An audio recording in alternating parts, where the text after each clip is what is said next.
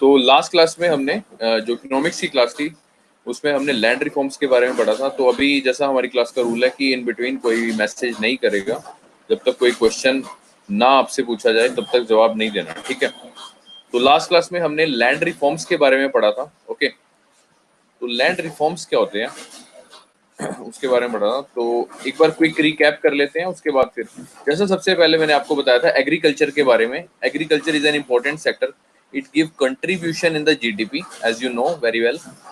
It contribute around 15% in GDP, जो कि अभी क्या है, ठीक है। लेकिन 2013-14 में 17.7% था। ओके, तो 2017-18 में ये घट के कितना हो गया, 15.2%। जैसा कि आप देख सकते हो पिक्चर में भी, जैसा कि आप पिक्चर में देख सकते हो, ये जो डार्क ब्लू वाला है ये है एग्रीकल्चर का, ठीक है। तो एग्रीकल्चर सेक्टर जैसे कि आप देख सकते हो जीडीपी में इसका कंट्रीब्यूशन डिक्लाइन होता जा रहा है। ओके, डिक्लाइन होता जा रहा है, ठीक है। तो ये क्या कारण है इसके जीडीपी में कंट्रीब्यूशन डिक्लाइन होने के? जाहिर सी बात है कि गवर्नमेंट ध्यान नहीं दे रही। जो आपकी रूरल पॉपुलेशन है वो रूरल एरिया से डाइवर्ट होके कहाँ पे जा रही है, शहरों में जा रही है, ठीक है। अब शहरों में क्यों जा रही है, उसका क्या कारण है, तो वो देखेंगे। विच पिक्चर नैना जी क्या पूछ रहे हो आप? विच पिक्चर मतलब? I am talking about this picture, this graph, this bar graph. As you see, the contribution of agriculture sector is declining. Picture show नहीं हो रही है सर, पिक्चर तो शो कर ही नहीं रहा मैं, ये तो स्लाइड चल रही है, इसमें ये बार ग्राफ है। अरे किसी को दिक्कत आ रही है क्या?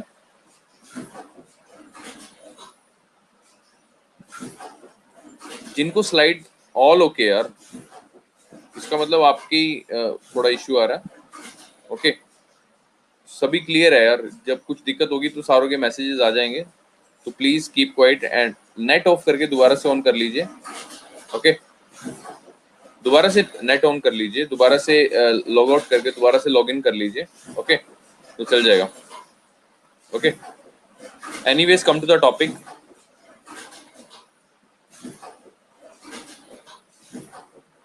स्लाइड शो नहीं हो रही है यार, मेरी तरफ से कोई इशू नहीं है भाई, अभी बाकी को शो हो रही है, इसका मतलब फिर आपके उसमें कुछ फॉल्ट है। ओके, यहाँ ऐसा कुछ नहीं है, यहाँ भी सही है, अभी कोई मैसेज नहीं करेगा प्लीज।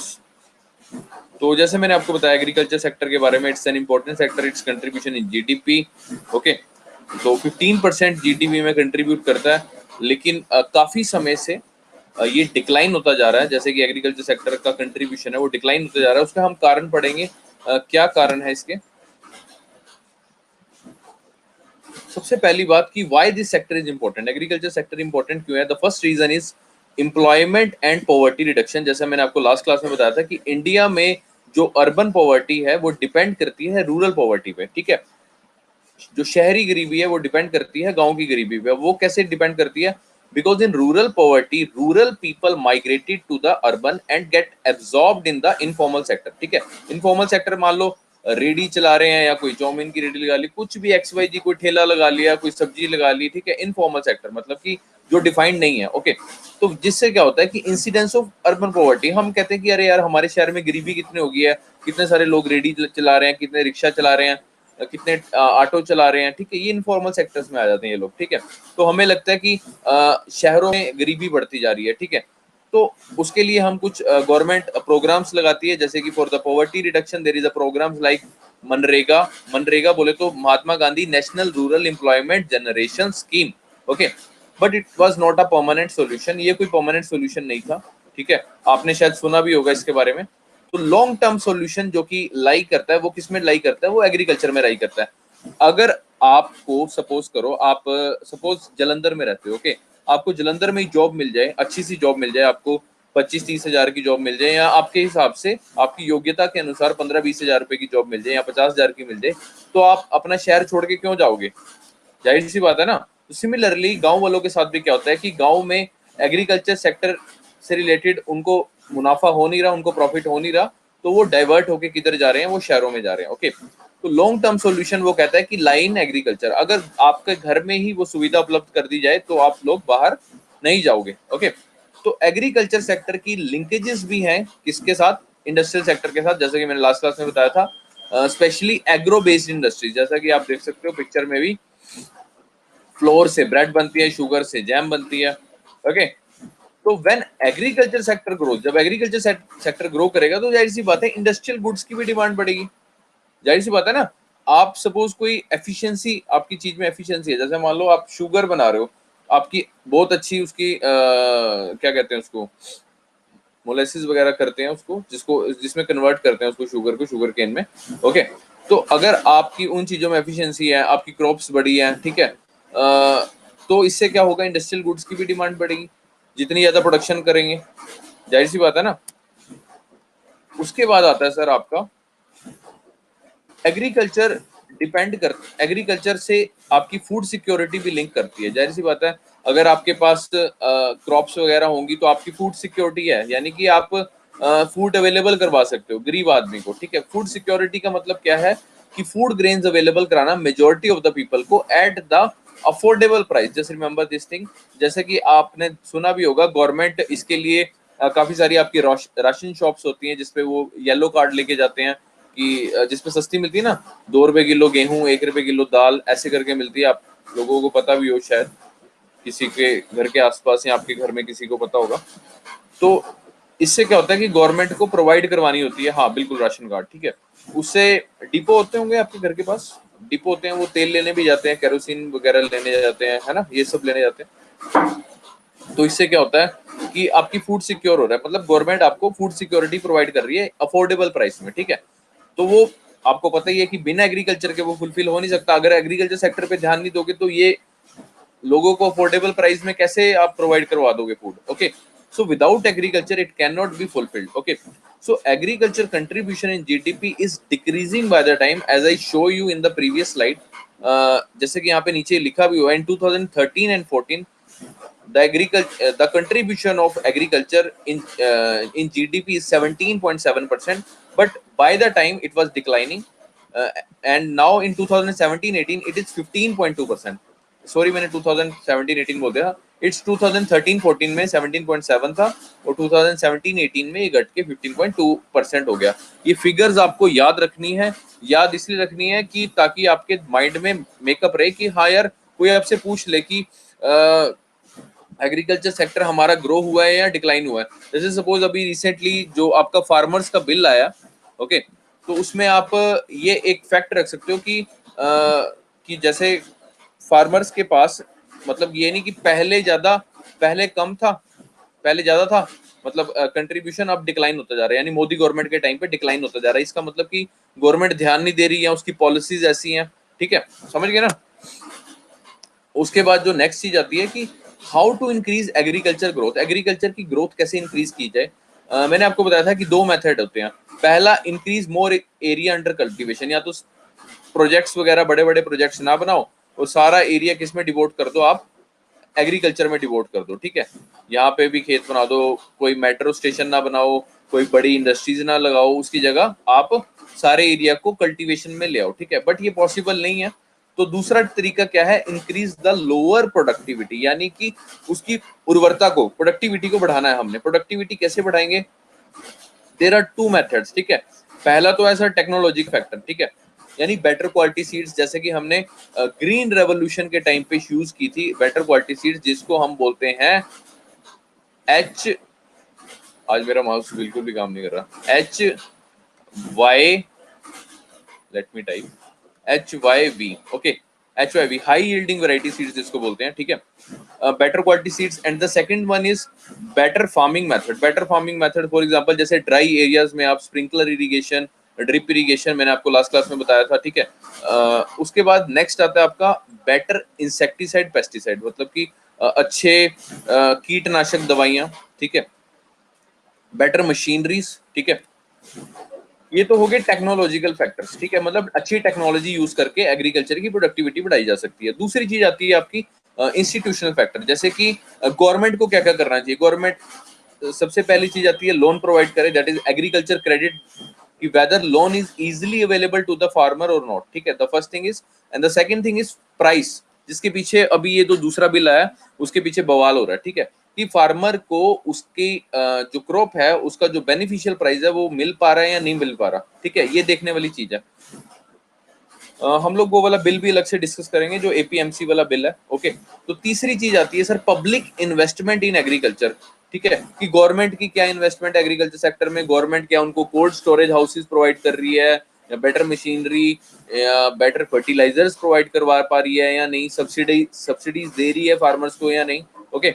पब्लिक की कितनी इन्वेस्टमेंट है, गवर्नमेंट की कितनी इन्वेस्टमेंट है बेसिकली, ठीक है। और लास्ट आती है सर आपकी लैंड रिफॉर्म्स, जो कि हमारा टॉपिक था लैंड रिफॉर्म्स, ठीक है।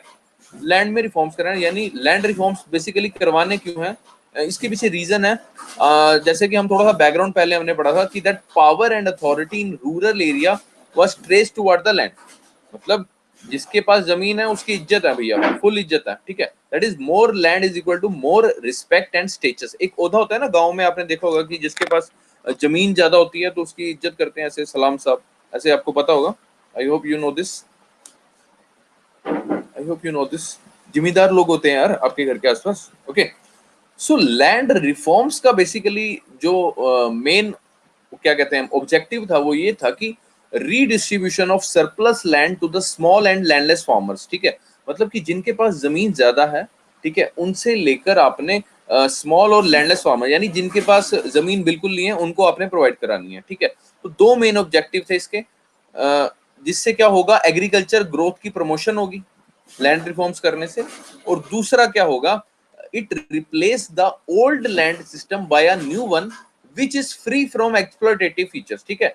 आपको पता ही होगा पहले वाले मैंने आपको कराए थे एक्सप्लॉयटेटिव फीचर, जैसे कि आपके लैंड रिवेन्यू सिस्टम में थे आपके, अरे दिमाग से स्किप हो रहा है, ये ryotwari system, permanent settlement, Mahalwari, भूल तो नहीं गए भाई, है याद आ रहा है, थोड़ा धुंधला सा याद आ रहा है, महलवाड़ी, रियोतवारी, परमानेंट सेटलमेंट, याद है ना, शुक्र है अल्लाह का।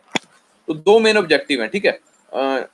तो land reforms is basically a socio economic transformation, ठीक है, यानी कि सामाजिक और आर्थिक तौर पे हमने बदलाव लाना है, ठीक है। सोशियो इकोनॉमिक का मतलब क्या होता है, सामाजिक और आर्थिक तौर पे बदलाव लेके आना है, और वो बदलाव कैसे आएगा, ताकि सबको इक्वली डिस्ट्रीब्यूट करना है, ठीक है ना। ये नहीं हो कि भारत की 100% जनता है तो उसमें से 10% के पास ज्यादा पैसा है और 90% गरीब है, ठीक है ना। तो डिस्ट्रीब्यूशन ऐसे करनी है हमने सारी रिसोर्सेज की कि इक्विटेबल डिस्ट्रीब्यूशन हो। I hope you know this. तो मेन ऑब्जेक्टिव क्या है इसका, to build the egalitarian social order. Egalitarian मतलब एक समान, ठीक है ना, ये ना हो कि कोई ज्यादा ही गरीब है और तो कोई ज्यादा ही अमीर है, ठीक है, मतलब कि बैलेंस हमने बना के चलना है, द मेन थिंग इज। उसके बाद नेक्स्ट चीज आती है बैकग्राउंड, जो कि हमने पढ़ा कि एक्सप्लोरेटिव फीचर्स से, तो ये हम पढ़ेंगे नहीं, एक बार हल्का सा ऊपर से आपको बता देते हैं कि जैसे परमानेंट सेटलमेंट था, इसमें रेंट आपका फिक्स होता था, ठीक है। परमानेंट सेटलमेंट इसको नाम इसलिए दिया गया कि परमानेंट मतलब फिक्स्ड है, ठीक है, यानी इसमें लैंड रिवेन्यू है वो फिक्स है, दैट इज 10/11 तो गवर्नमेंट के पास जाएगा रिवेन्यू, और 1/10 किसके पास जाएगा, जमींदार के पास जाएगा, ठीक है। रियोतवारी में फिक्स नहीं था, रियोत वर्ड का मतलब क्या बताया था मैंने, फार्मर, पीजेंट जिसको बोलते हैं, ओके। इसमें टैक्स फिक्स नहीं था, 50% ड्राई लैंड पे लगता था, ड्राई लैंड यानी शुष्क खेत, and 60% on the wet land, ठीक है, जहाँ पे बारिश वारिश ज्यादा होती है, ओके। और इसमें परमानेंट सेटलमेंट में मिडलमैन था, रियोतवारी में नहीं था, दैट्स वाई इसका नाम रियोतवारी है। रियोतवारी मतलब कि डायरेक्ट पीजेंट ही देगा टैक्स किसको, ब्रिटिश गवर्नमेंट को। आपने ये शहर जरूर याद कर लेने जहाँ पे ये सिस्टम अप्लाई हुआ था, that is Bombay, Madras, Assam, permanent settlement Bengal, Bihar, Orissa, और बाद में नॉर्दर्न मद्रास और वाराणसी में, ठीक है। The next system is Mahalwari system. Mahal means one or more villages, ठीक है, एक या एक से अधिक गांव, ठीक है। तो पूरे गांव का एक सरपंच चुन लिया जाता था, जिसको हम क्या बोलते थे, विलेज हेडमैन। ये जो विलेज हेडमैन था ये मिडलमैन का काम करता था, कैसे कि जो पीजेंट था, जो किसान था, वो लैंड रिवेन्यू देता था विलेज हेडमैन को, और विलेज हेडमैन फर्दर आगे लैंड रिवेन्यू देता था ब्रिटिश गवर्नमेंट को, ठीक है। द नेक्स्ट क्वेश्चन इज कि इज इसका भी जो लैंड रिवेन्यू था वो फिक्स था, नहीं सर, इसका भी फिक्स नहीं था, फिक्स सिर्फ इसी का ही था, तभी इसका नाम परमानेंट सेटलमेंट था, ठीक है। इसका रिवाइज होता था, यानी हर 30 साल बाद रिवाइज होता था, ठीक है। जैसे कि मैंने आपको बताया कि लैंड डिवाइड होती थी महल में, या that is one or more villages, और लैंड रिवेन्यू लगता था महल पे, ठीक है। इट्स एन मॉडिफाइड वर्जन, ये क्वेश्चन आया हुआ है प्रीलिम्स में कि which of the following system is the modified version of the permanent settlement, तो the answer here is Mahalwari system, ठीक है। It's a modified version of permanent settlement because village headman virtually became a zamindar, क्योंकि village headman also act like अ middleman ना, that's why. तो जैसा कि हमने जो निचोड़ निकाला, जो क्रक्स ये था बेसिकली कि these land revenue system which was during British era gave birth to the middleman, यानी बिचौले को जन्म दिया, जो कि उस बिचौले का नाम क्या था, जमींदार, ठीक है। तो जिसकी वजह से हमारा जो फर्स्ट लैंड रिफॉर्म्स था वो क्या था, अबॉलिशन ऑफ जमींदार, ठीक है, उनको खत्म करना, ठीक है, जमींदार को खत्म करना। तो ये था। उसके बाद फिर हमने लैंड रिफॉर्म शुरू किए। तो लैंड रिफॉर्म्स की सेकंड स्लाइड खोलते हैं हम लोग।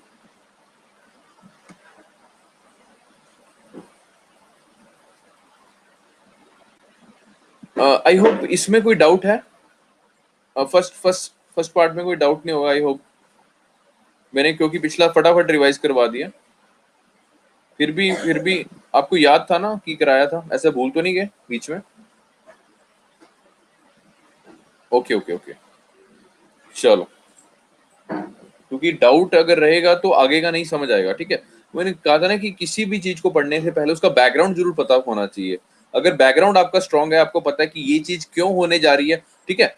रिफॉर्म का मतलब बेसिकली क्या होता है, रिफॉर्म मतलब चेंज, ठीक है, यानी बदलाव, ठीक है। अगर बदलाव हो रहा है तो बदलाव के पीछे कारण हो रहा है ना, कुछ पीछे कुछ गड़बड़ी हुई होगी तभी बदलाव हो रहा है, ठीक है ना। जैसे 1991 रिफॉर्म्स आए थे हमारे, सिमिलरली लैंड रिफॉर्म्स आए, यानी कि बदलाव हो रहा है, तो बदलाव का हमने बैकग्राउंड पढ़ा था, ठीक है। तो लैंड रिफॉर्म्स में फर्स्ट लैंड रिफॉर्म ये हमने पढ़ लिया था कि land reform socio economic transformation के लिए होता है और to build the egalitarian social order, ठीक है। तो लैंड रिफॉर्म्स पढ़ रहे थे, तो फर्स्ट लैंड रिफॉर्म जिसका बैकग्राउंड जैसे कि हमने परमानेंट सेटलमेंट और महलवाड़ी में देखा था कि जमींदार को बर्थ दिया था, तो first land reform is all about abolition of intermediary, basically middleman, ठीक है, बिचौलिए को खत्म करना है। इंटरमीडियरीज में भी जमींदार और यू कैन से जागीरदार, ठीक है, कहीं पे जागीरदार भी लिखा होता है, कहीं पे जमींदार भी लिखा होता है।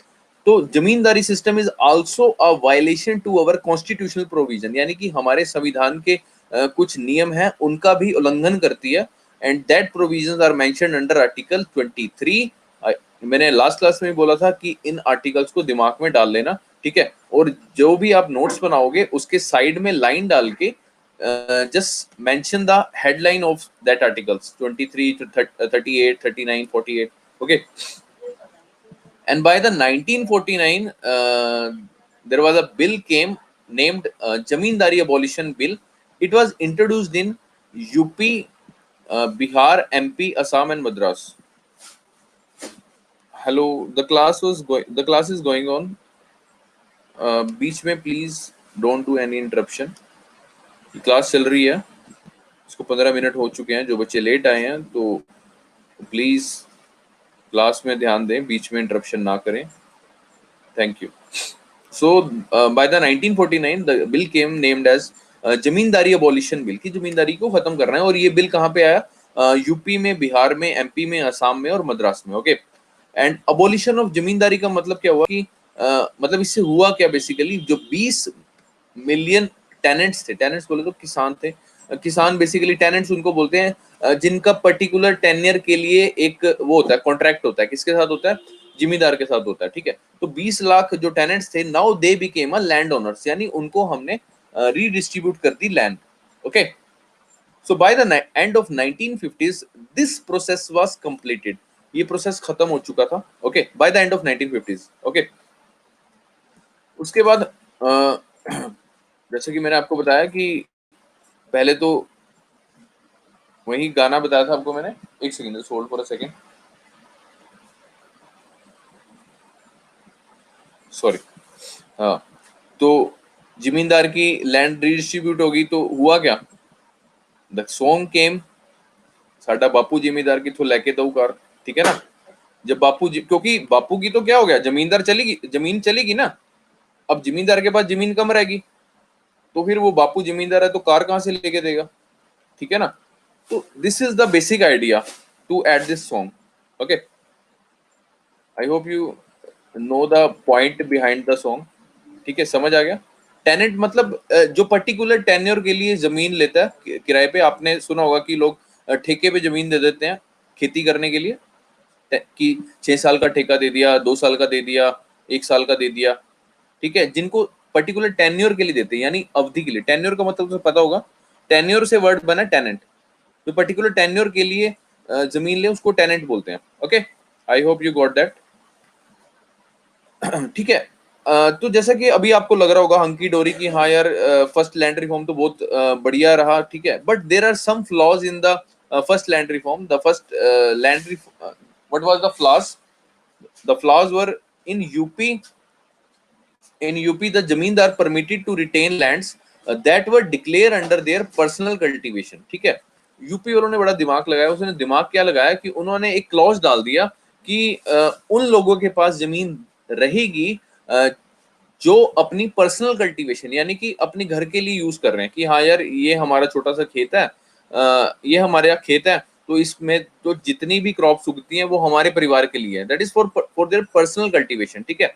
लेकिन पर्सनल कल्टीवेशन जो क्लॉज डाला था, दैट वाज लूजली डिफाइंड, उसको डिफाइन नहीं किया गया था। That is there was no limit on the size, ठीक है। मैं कह दूं कि यार मेरे पास 100 किले जमीन है, और मैं कहूँ ये 100 के 100 किले मेरी पर्सनल कल्टीवेशन के लिए है, यानी कि इन खेत में से जितना भी आता है वो मेरे घर का खाना पीना उससे पूरा होता है। अब 100 किलो में आप देख सकते हो कि कितना सारा गेहूं उगेगा, कितने सारे बाकी क्रॉप्स उगेंगी, ठीक है। तो ये बेसिक फ्लॉज था उस कानून में, ठीक है। और जो जमींदार थे जो कि एब्सेंटी लैंड ओनर्स थे, यानी कि मतलब कि जो क्या कहते हैं, जमींदार जो कि एब्सेंटी लैंड ओनर्स थे, now they could they could now and up retaining large tracts of land, क्योंकि उन्होंने क्या बोल दिया कि अब हम उसको पर्सनल कल्टीवेशन में यूज करेंगे, ठीक है। और पर्सनल कल्टीवेशन डिफाइन था नहीं, ठीक है ना। तो since legislation has to be passed by the state legislature, so landlords obstruct the state legislature, ठीक है। तो जब कोई कानून पास होने वाला होता था स्टेट लेजिस्लेचर में, तो लैंडलॉर्ड्स क्या करते थे, ऑब्स्ट्रक्ट कर देते थे सेशन को। ड्राफ्ट बिल्स, प्रोलॉन्ग डिबेट्स, ठीक है, बड़ी बड़ी डिबेट्स चलती थी, जैसे कि अभी भी चल रही हैं। सिलेक्टेड कमिटीज को रिपीटेड अमेंडमेंट्स प्रपोज कर दी जाती है। अमेंडमेंट तो पता ही होगा, चेंज, ओके। और यूपी बिहार में काफी टाइम लग गया, several years pass to enact laws, ठीक है। तो यानी कि मतलब हुआ भी, लेकिन इतना बढ़िया तरीके से नहीं हुआ। तो जमींदार नाउ बिकेम अ रॉयल जमींदार, जैसे कि आप देख सकते हो। सो कंक्लूजन क्या निकला कि zamindari abolition did not bring much relief to these people, okay. I hope you got that point. First land reform समझ आया? First land reform is all about the abolition of zamindari, ठीक है। इंटरमीडियरीज बेसिकली, मिडिल मैन को खत्म करना था। Middle man को खत्म किया इन्होंने, किया, 20 लाख को फायदा हुआ, लेकिन ज्यादा लोगों को फायदा नहीं हुआ। It did not bring much relief to this people. Flaws क्या थे? फ्लॉज मैंने आपको बता दिया कि पर्सनल कल्टीवेशन नाम का क्लॉज डाल दिया था, जो कि लूजली डिफाइंड था, ठीक है ना। रिपीटेड अमेंडमेंट्स हुई, प्रोलॉन्ग डिबेट्स हुई, ड्राफ्ट बिल सिलेक्टेड कमिटीज के पास गई, रिपीटेड अमेंडमेंट्स प्रपोज की।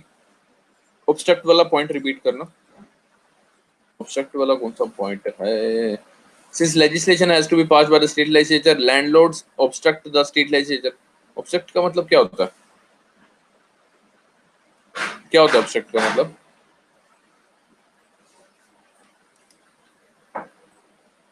रोकना। Very good. तो इसमें क्या है, क्या लिखा हुआ है? Landlords obstruct the legislature. Landlord रुकावट पैदा कर रहे थे, मतलब कि सेशन नहीं होने दे रहे थे, ठीक है ना। आए समझ? हाँ, कानून पास होने से रोक रहे थे बेसिकली, ओके। और कोई डाउट हो फर्स्ट लैंड रिफॉर्म में? Is there any doubt in the first land reform? Shall we move forward? Shall we proceed? Okay. So second land reform is all about tenancy reform. Tenancy reform, आप जैसे कि अभी एक देवी जी ने पूछा था, tenancy tenants का मतलब क्या होता है? टेनेंट्स मींस जिनको पर्टिकुलर टेन्योर के लिए जमीन दी जाती थी। टेन्योर यानी अवधि कह सकते हो आप, हिंदी में अवधि बोलते हैं, I think duration, time duration, है ना। तो पर्टिकुलर टेन्योर के लिए दी जाती थी। तो इसलिए उनको टेनेंट्स बोलते थे। अब उनके टेन्योर के रिगार्डिंग हमने रिफॉर्म्स करने थे। अब वो रिफॉर्म्स क्या थे? इस रिफॉर्म के सेकंड लैंड रिफॉर्म के 3 ऑब्जेक्टिव्स थे। The first one is to guarantee the security of tenure, यानी कि जो उनकी टेन्योर है उसकी गारंटी दी जाए उनको कि हाँ यार ये आपका सिक्योर है ये टेन्योर, इसके बीच में ये नहीं कि कोई दूसरा ठेकेदार आ जाएगा तो हम उसको जमीन दे देंगे। Okay, so to guarantee the security of tenure to the tenants who had cultivated the piece of land continuously for a fixed number of years. Okay, to guarantee the security of tenure to the tenants who had cultivated piece of land continuously for a fixed number of years, जो काफी time से खेती कर रहा है, ठीक है, मतलब गवर्नमेंट भी देख रही है यार ये किसान बढ़िया है, ठीक है, काफी टाइम से कर रहा है, तो इसकी टेन्योर की सिक्योरिटी होनी चाहिए। Second thing is reduction of rents paid by the tenants to a fair level, ठीक है, ये नहीं कि भी अब फ्री में करो खेती, बट एक फेयर लेवल पे होनी चाहिए, ठीक है, जो रेंट है वो फेयर लेवल पे हो कि हाँ यार एक साल का इतना रेंट बनता है, या 6 महीने का, या 3 महीने का, या 1 महीने का इतना रेंट बनता है। Okay, fair level. And the third thing is tenant gain right to acquire ownership of land, मतलब कि उसको ओनरशिप मिल जाएगी टेनेंट को, वो उन्हीं टेनेंट को मिलेगी जो काफी समय से उस खेत में खेती कर रहे हैं। ओके, तो 3 ऑब्जेक्टिव समझ आ गए सभी को। The first one is security of tenure, the second one is reduction of rents, and the third one is right to acquire the ownership of lands. Okay, उसके बाद आगे चलते हैं। तो इसी दौरान वेस्ट बंगाल में ऑपरेशन बरगा चलाया गया, BARGA, बरगा। ओके, बरगा का मतलब क्या है basically? Barga, this word came from the bargadar. Bengali भाषा में जो किसान होता है, बेसिकली जो शेयर क्रॉपर होता है उसको बरगदर बोलते थे, ठीक है। अब शेयर क्रॉपर क्या होता है, मैंने आपको बताया था कि जैसे कि मान लो एक किसान है, वो इस खेत में खेती कर रहा है, मान लो उसने चावल उगाए, मान लो उसने इस खेत में 100 किलो चावल उगाए, ठीक है, जिसके खेत में वो खेती कर रहा है उसके खेत में उसने 100 किलो चावल उगाए, ठीक है। अब इस 100 किलो चावल को वो शेयर कर देगा किसके साथ? जमींदार के साथ, मतलब जिसका खेत होगा बेसिकली, ठीक है। इसने 50 किलो चावल उसको दे दिए, किसको? जो इसका ऑनर है, ठीक है। ये समझ आएगा, यानी क्रॉप शेयर करने वालों को शेयर क्रॉपर कहते हैं। और शेयर क्रॉपर कौन? शेयर क्रॉपर को वेस्ट बंगाल में बोलते हैं बरगदर बेसिकली, ठीक है। ये इतना समझ आया पहले, तभी ऑपरेशन बरगा समझ आएगा। इसका मतलब समझ आया ना, वर्ड का मीनिंग क्लियर होना चाहिए। ओके, तो आगे चलेंगे। तो हुआ क्या, दिक्कत क्या, ये ऑपरेशन चलाने का कारण क्या था कि जैसे कि second land reform is all about tenant, ठीक है, लेकिन उसमें शेयर क्रॉपर्स डिफाइंड नहीं था, ठीक है। तो ऑपरेशन बरगा, इसे कहते, चुप हो जा नंदन। तो ऑपरेशन बरगा में क्या था? In the early years of land reforms tenants often converted to the share cropper, ठीक है। मतलब कि जब लैंड रिफॉर्म शुरू हुए थे तो टेनेंट्स शेयर क्रॉपर्स में बदल गए। जैसे कि मैंने आपको शोले फिल्म का एग्जांपल दिया था कि शोले फिल्म में क्या होता था कि वो जब शुरुआत में जो गब्बर के डाकू आते हैं वो क्या लेने आते हैं कि वो लेने आते हैं ना, क्रॉप्स वगैरह लेने आते हैं सारे, वो जो गांव के बूढ़े बूढ़े किसान होते हैं वो अपने घर से बोरियां लेके आते हैं, ये 100 किलो गेहूं, 100 किलो हाँ गेहूं की बोरी, और काफी सारे चावल हो गया, दाल होगी, ठीक है, सब्जियां वगैरह होगी, ठीक है। तो लेकिन जय वीरू आए होते हैं तो वो फिर गोली मार देते हैं जब फिर कहानी शुरू होती है, ठीक है। जिसने नहीं देखी तो देख लेना मूवी। सो बेसिकली मतलब क्या है कि क्रॉप शेयर करना, शेयर क्रॉपर का मतलब, ठीक है। तो होता क्या था, in the early years of land reforms tenants often converted to the share cropper, ठीक है, but later were not treated and as tenants, therefore not protected, ठीक है। लेकिन शेयर क्रॉपर को एज ए टेनेंट कंसीडर नहीं किया जाता था, ठीक है। तो इस वजह से वो प्रोटेक्ट नहीं होता था, यानी इस वजह से वो कानून के दायरे में नहीं आ पाते थे, ठीक है, उनको बेनिफिट्स नहीं मिल पाते थे। तो वेस्ट बंगाल गवर्नमेंट ने शुरू किया ऑपरेशन बरगा, यानी कि वेस्ट बंगाल में जैसे मैंने आपको बताया कि शेयर क्रॉपर्स को क्या बोलते हैं? बरगदर्स, ठीक है, ये याद रखना। तो ऑपरेशन बरगा का ऑब्जेक्टिव क्या था? Basically registration of share cropper, यानी जो शेयर क्रॉपर्स हैं उनकी रजिस्ट्रेशन करवानी है to ensure their legal rights of permanent occupancy, ठीक है। जिसमें से क्या हुआ, 50% of share croppers got the occupancy rights. सिर्फ 50% वालों, सिर्फ 50% शेयर क्रॉपर्स को ही ऑक्यूपेंसी राइट्स मिल पाया। तो क्वेश्चन ये आया था प्रीलिम्स में, वैसे तो इससे भी रिलेटेड आएगा क्वेश्चन ये था कि ऑपरेशन बर्गा जैसे सिमिलर ऑपरेशन कहाँ पे चलाया गया, तो the answer here is Kerala. Okay, operation Barga के फ्लॉज क्या थे, ऑपरेशन बर्गा में कमियां क्या थी? Operation Barga was not successful. What was the reason behind this? The first reason is it is politically unviable and ethically इनडिफेंसिबल।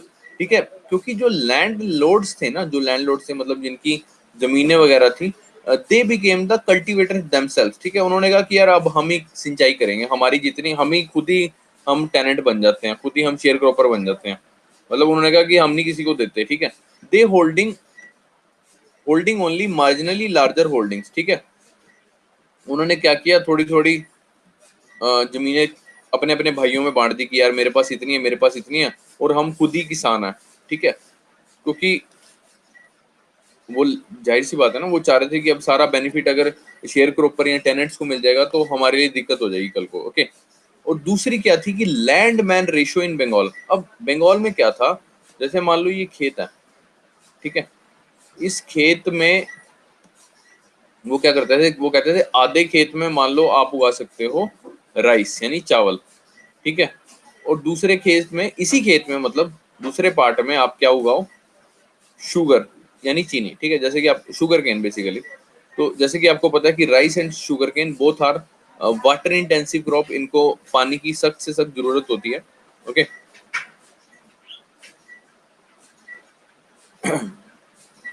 तो अब हुआ क्या, अब शेयर क्रॉपर अब क्या हुआ कि मतलब एक खेत में दो से ज्यादा शेयर क्रॉपर, एक से ज्यादा शेयर क्रॉपर नहीं था, कानून में ये मेंशन था। ठीक है, अब हुआ क्या, landlord rotate the piece of land among two or more sharecroppers or bargadar. ठीक है, and for each piece of land there could be more than one bargadar claiming tenancy rights, कि मेरे को इस खेत पे टेनेंसी।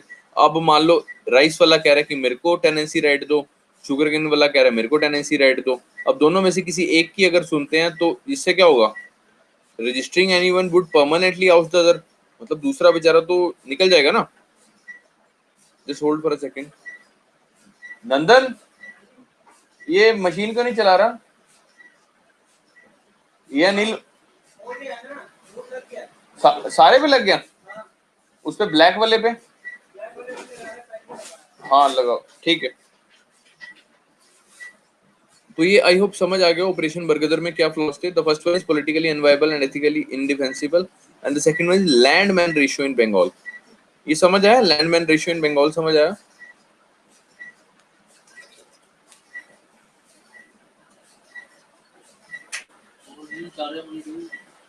नहीं समझ आया?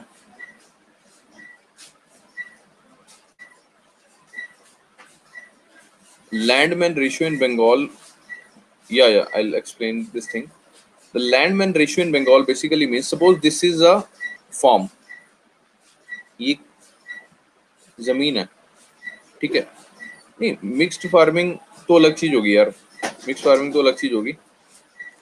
लैंडमैन रेशियो समझो, ये खेत है, एक खेत में मान लो उसने आधी जगह दी हुई है एक किसान को चावल उगाने के लिए। ठीक है, और दूसरी एक इसी खेत में जो दूसरा पार्ट है उसमें वो उगवाता है शुगर केन। ठीक है, एक ये पहला किसान है और ये है दूसरा किसान। ठीक है, अब होता क्या है, जो किसान है जब वो टेनेंसी राइट्स क्लेम करेगा तो वो पूरे खेत के करेगा। ठीक है, अब वो ये वाला किसान अगर नंबर वन जो राइस उगाता है, ठीक है, अगर वो क्लेम करेगा इस खेत पे टेनेंसी राइट, ठीक है, तो दूसरे वाला कहाँ जाएगा?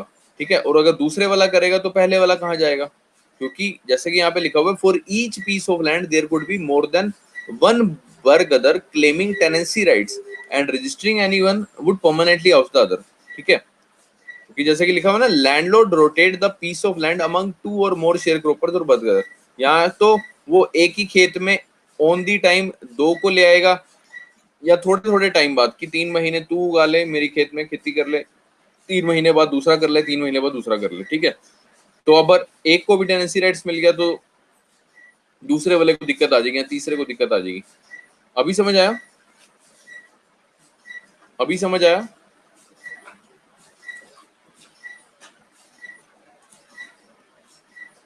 It's very simple. आया ना समझ? हाँ, इसके ऊपर क्वेश्चंस भी हैं काफी सारे, मैं नेक्स्ट क्लास में पूछूंगा। ओके, तो तीसरा लैंड रिफॉर्म था लैंड सीलिंग। ठीक है, अब लैंड सीलिंग क्या है, just hold for a second. अगर आप ध्यान से पढ़ोगे ना, पहली बारी में ही समझ आ जाएगा।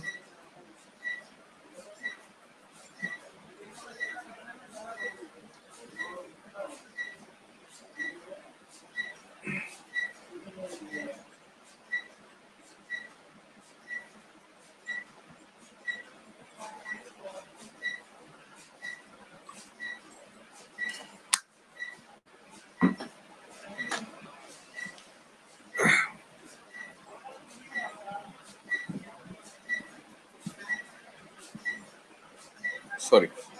सो third land reform is all about land ceiling. ठीक है, लैंड सीलिंग का मतलब क्या होता है? Land ceiling means maximum size beyond which no individual farmer can hold any land. ठीक है, मतलब कि उन्होंने एक अमाउंट, मतलब एक क्या कहेंगे आपको, कि इतनी, सपोज कि मान लो कि किसी किसान के पास मैक्सिमम 4 किले हो सकते हैं, इससे ज्यादा नहीं होंगे। ठीक है, फिक्स, हाँ, फिक्सिंग सम लिमिट, वेरी गुड। ठीक है, तो फिक्स कर दिया।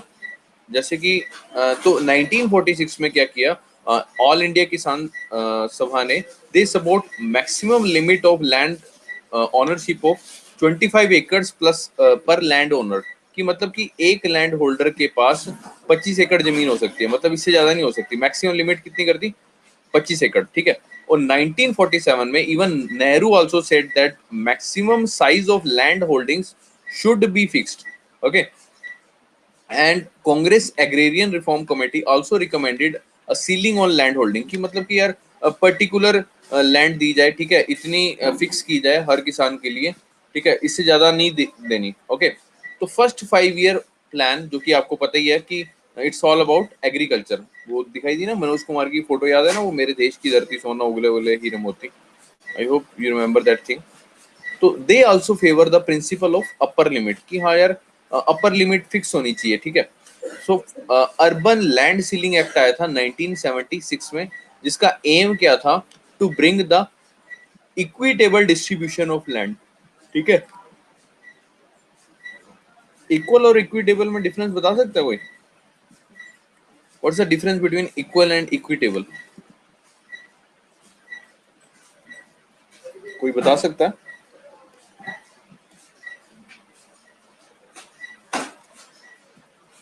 What's the difference between equal and equitable?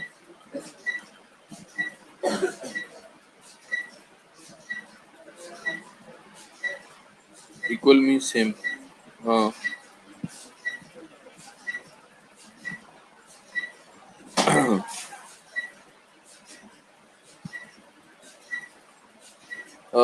Equitable का मतलब पता क्या होता है?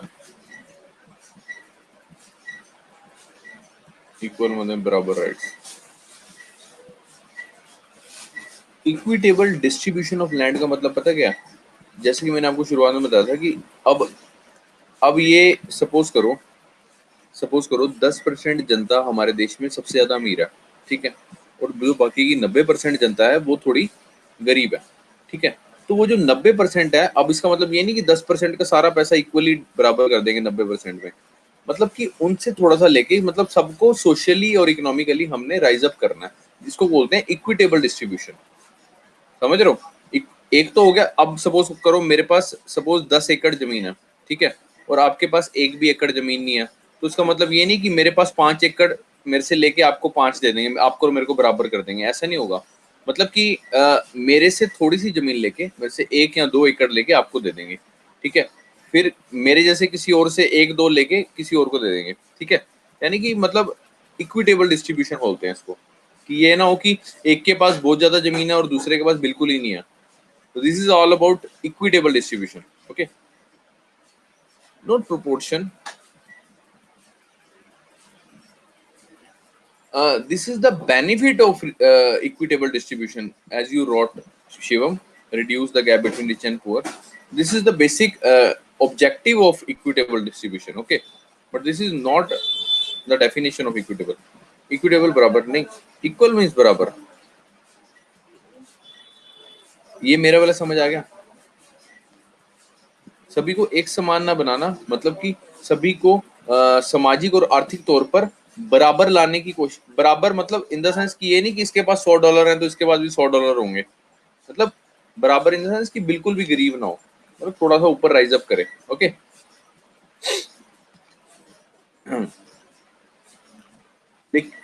थर्ड लैंड रिफॉर्म में लेकिन फ्लॉस क्या थे कि मोर देन 70% जो लैंड होल्डिंग्स थी वो अंडर 5 एकड़ थी। ठीक है, मतलब कि 5 एकड़ से कम थी। इन्होंने 5 एकड़ से ज्यादा रखी हुई थी, जो लैंड सीलिंग की लिमिट थी। ठीक है, and ceiling fixed on existing land holdings was by various were very high. और हर स्टेट ने लैंड सीलिंग की जो क्वांटिटी थी ना वो ज्यादा लिख रखी थी। जैसे कि पंजाब में 30-60 एकड़ जमीन, अब देख लो कितनी नाइंसाफी है। असम में 50 एकड़। तो आपको पता ही होगा कि land is a state subject, तो स्टेट के पास ही राइट है कुछ भी अपने हिसाब से उसमें चेंजेस लाने का। और एक फ्लॉज क्या था कि ये समझ आया कि सीलिंग का समझ आया सभी को, सीलिंग का समझ आया सभी को कि 5 एकड़ से ज्यादा सीलिंग लिमिट डाल दी थी उन्होंने, जिससे क्या हुआ कि जो काफी सारे जैसे स्टेट्स थे उन्होंने अपनी सीलिंग पहले ही बहुत ज्यादा कर रखी थी। ठीक है ना, मतलब 30 से 60 एकड़, अब किसकी जमीन जाएगी?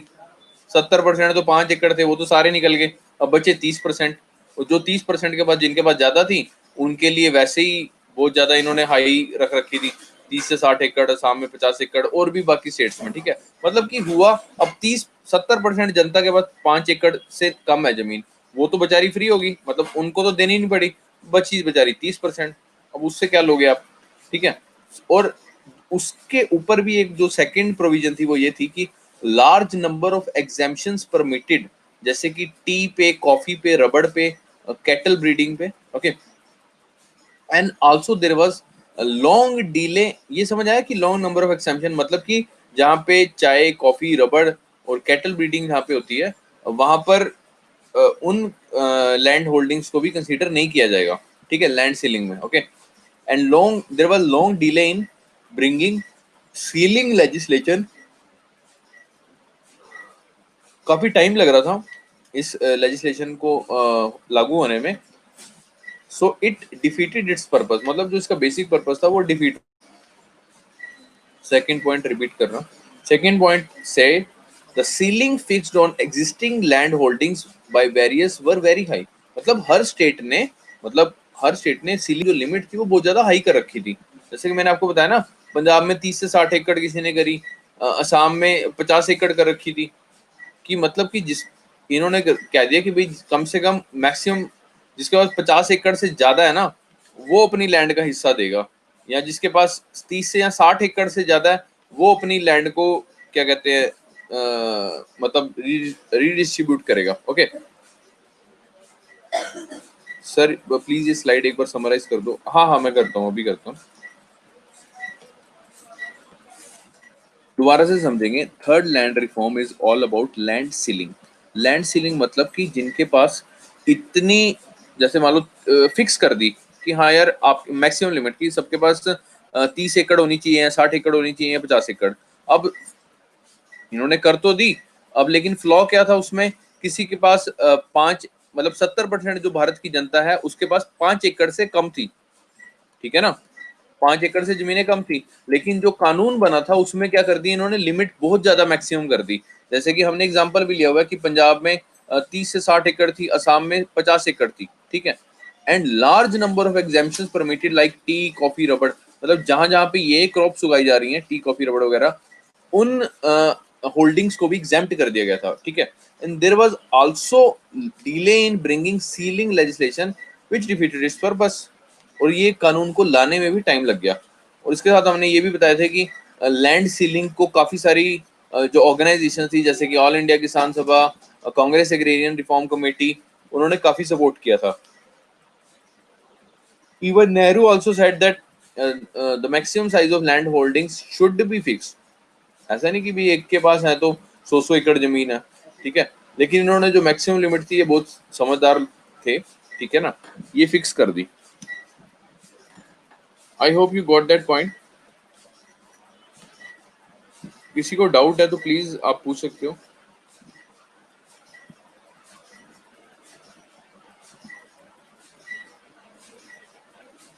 Is there any doubt? Shall we proceed?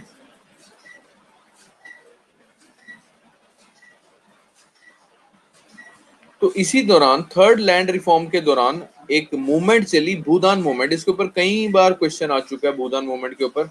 आपने शायद सुना भी होगा भूदान मूवमेंट, शायद सुना होगा बच्चों ने। नहीं सुना तो जिन्होंने, तो वो अब सुन सकते हैं। इसके ऊपर क्वेश्चन आया हुआ है कई बार, अभी आपको बताएंगे।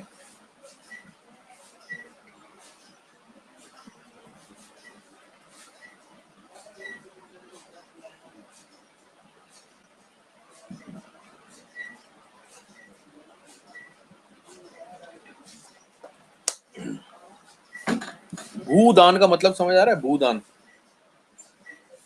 भूदान का मतलब समझ आ रहा है? वर्ड का मतलब समझ आ रहा है? क्या क्या मतलब होगा इसका? हाँ, भूदान मतलब भूमि को दान करना, भूमि दान देना। बिल्कुल बिल्कुल सही बात है। डोनेट करना, दान करना, एक ही बात है। भूमि दान, ठीक है ना? Very simple. नाम से क्लियर हो रहा है। भूदान मूवमेंट में क्या होगा भाई? भूमि दान में दे देना। दान में देनी है, ऐसे कि मेरे पास 100 एकड़ जमीन है, मैंने आपको दान में दे दी। सबसे पहली बात, ये मूवमेंट शुरू किसने की? ये मूवमेंट शुरू की सर विनोबा भावे ने। ठीक है, आपने इनके बारे में पढ़ना है, विनोबा भावे के बारे में। They this movement was organised by Sarvodaya Samaj. ठीक है, ये सर्वोदय समाज ने शुरू करवाई थी, और ये शुरू किसने की थी? विनोबा भावे ने। ओके, इसका ऑब्जेक्टिव क्या था? Land redistribution. It's a voluntary reform. Voluntary का मतलब समझते हो? वॉलंटरी का मतलब समझते हो? अपने आप मतलब, ठीक है, यानी किसी से जबरदस्ती, अपनी अपनी इच्छा से, स्व इच्छा, अपनी इच्छा से। Okay, so this land redistribution was a voluntary reform. It persuade large land owners, मतलब जिनके पास काफी ज्यादा जमीन है, to donate 1/6 of land, that is as a Bhoodan, or land gift, मतलब गिफ्ट कर दिया यार बस। ठीक है, अमंग किसको करनी है? अमंग लैंडलेस, जिनके पास जमीन नहीं है। ठीक है, ये वर्ड पे फोकस करो, लैंडलेस को देनी है, लैंडलेस को। ठीक है, जिसके पास जमीन बिल्कुल नहीं है। और कितनी करनी है? ये जो पॉइंट्स हाईलाइट किए हुए हैं ना, इस पे जरूर फोकस करना। हाँ, अपनी इच्छा अनुसार 1/6 ऑफ लैंड करनी है भूदान। ठीक है, और टारगेट कितना था इसका? टारगेट हमने लिया था 50 मिलियन एकड़ की। 50 मिलियन एकड़ जमीन लोगों से हम दान करवाएंगे। ठीक है, और जयप्रकाश नारायण, जिसका नरेंद्र मोदी जी काफी नाम लेते रहते हैं, काफी फेमस पर्सनैलिटी हैं Jayaprakash Narayan, also withdrew from active politics. ये पॉलिटिक्स से हट गए और इन्होंने भी भूदान मूवमेंट ज्वाइन की। कब की? 1953 में। ठीक है, ये क्वेश्चन आया हुआ था प्रीलिम्स में कि कौन कौन से लोग भूदान मूवमेंट के साथ एसोसिएटेड थे। सो उसमें से ये आंसर भी आप दे सकते हो। Jayaprakash Narayan is also with them। ठीक है, it was started in Orissa, Orissa में स्टार्ट हुई, एंड मोस्ट सक्सेसफुल देयर। तो ये क्वेश्चन भी पूछेगा कि भूदान मूवमेंट कहाँ पे सक्सेसफुल रही? So the answer is Orissa. Okay, but failed to build active large scale mass movement, मतलब कि लार्ज स्केल मास मूवमेंट नहीं बनी। ठीक है, हुई कहीं इंप्रूवमेंट भी हुई, मतलब कि लोगों ने दान भी दिया उड़ीसा में specially, but large mass large scale mass movement नहीं बन पाई है। ये चीज ध्यान देने वाली चीज है। ठीक है, ये समझ आया भूदान मूवमेंट? भूदान मतलब भूमि दान करना। कैसे दान करना? अपनी इच्छा से। शुरू किसने की? विनोबा भावे ने। कौन से समाज ने ऑर्गेनाइज कराई थी? सर्वोदय समाज। किसने फर्दर ज्वाइन किया? जयप्रकाश नारायण ने। भूमि दान कितनी करनी थी? 1/6 करनी थी। ठीक है, किसको करनी थी? लैंडलेस फार्मर को करनी थी। कहाँ पे सक्सेसफुल हुई? ओडिशा में सक्सेसफुल हुई।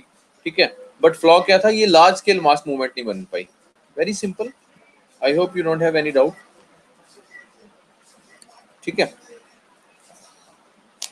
नेक्स्ट चलते हैं, लास्ट लैंड रिफॉर्म।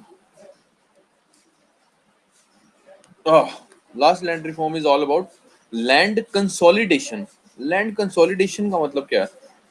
जब भी आपने देखा होगा कि जब भी मैं कोई स्लाइड या कोई भी पर्टिकुलर टॉपिक उठाते हैं हम लोग ना, उसका मीनिंग जरूर क्लियर होना चाहिए। अगर मीनिंग क्लियर नहीं होगा ना, उस वर्ड का मीनिंग नहीं क्लियर होगा, तो वो टॉपिक अच्छी तरह नहीं समझ आ पाएगा। तो लैंड कंसोलिडेशन का मतलब समझने के लिए मैंने यहाँ डायग्राम भी बनाया। अब जैसे कि आप देख सकते हो, ये है सर फ्रेगमेंटेड लैंड, ये है सर फ्रेगमेंटेड लैंड, और ये है कंसोलिडेटेड लैंड। अब आपको समझ आ जाएगा लैंड कंसोलिडेशन का मतलब। अब फ्रेगमेंटेड लैंड क्यों? जैसे कि आप देख सकते हो यहाँ पे जैसे ये पर्पल कलर के ब्लॉक्स हैं, ये अलग अलग हैं। यहाँ पे कोई पर्पल है, कोई यहाँ पे पर्पल है, कोई यहाँ पे पर्पल है। येलो कोई यहाँ पे है, कोई यहाँ पे है, कोई यहाँ पे है, मतलब फ्रेगमेंटेड है, अलग अलग जगह पे।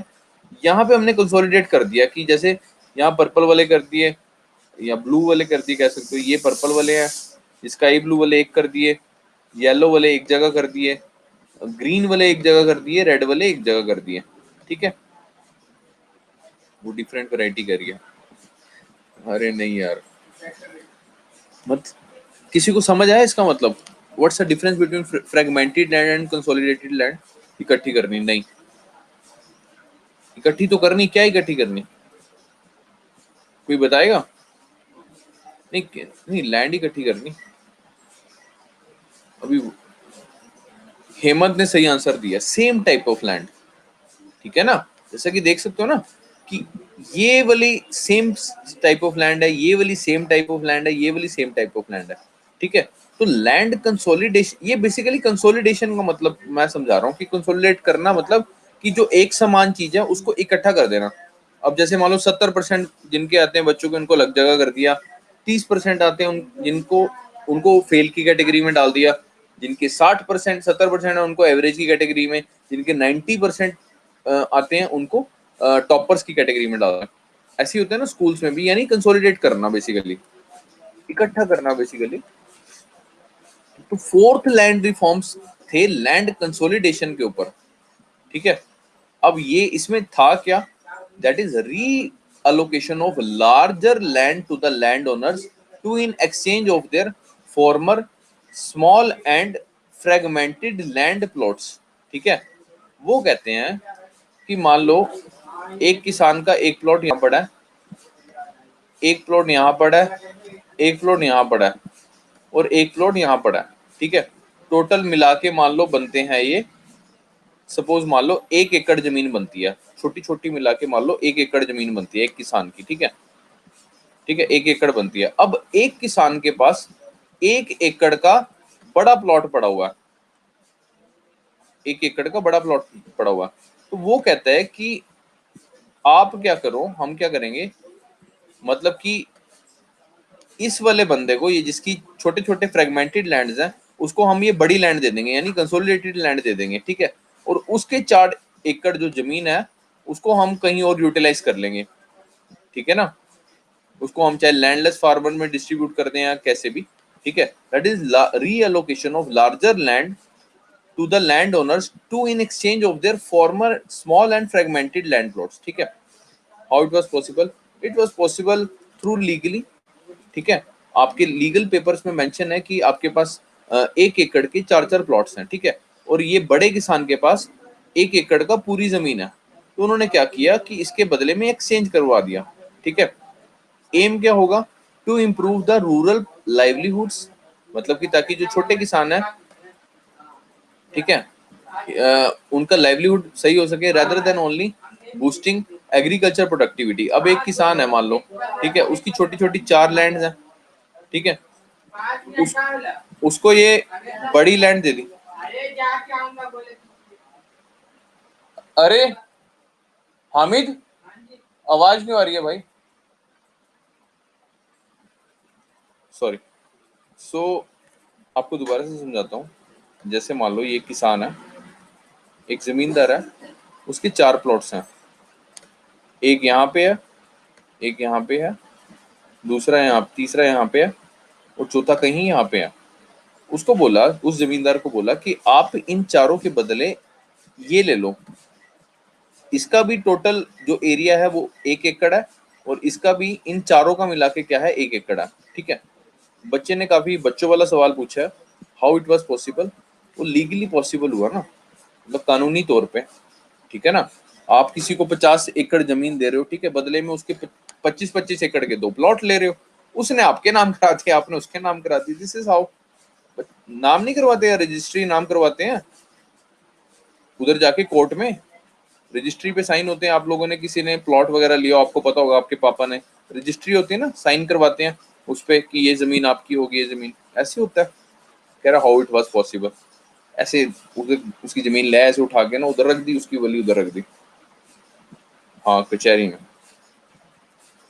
2 स्टेट ने ये बहुत बढ़िया करा, आपकी हरियाणा में बहुत बढ़िया हुआ और पंजाब में हुआ। ठीक है, आपसे पूछा जाएगा प्रीलिम्स में क्वेश्चन, ओके, तो ये चीज ध्यान रखनी है।